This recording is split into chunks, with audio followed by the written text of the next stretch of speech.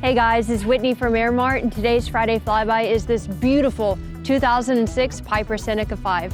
This beauty has only 2,075 hours since new and only 219 hours on the left and right engines that were both overhauled 2 years ago. In addition to being super low time, this bird has every single option you could have gotten from the factory in 2006, including factory oxygen, factory air conditioning, and factory flight engine own icing. This immaculate Seneca also has a full glass panel and beautiful leather interior. Let's take a look.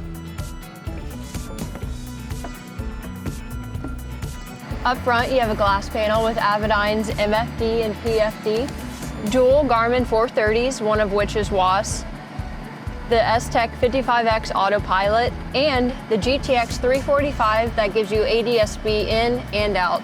Additionally, you have TOS system, which is active collision avoidance, to give you that extra little bit of safety. All in all, this Seneca is the definition of a turnkey aircraft. Low-time airframe, low-time engines, and every single possible factory option imaginable.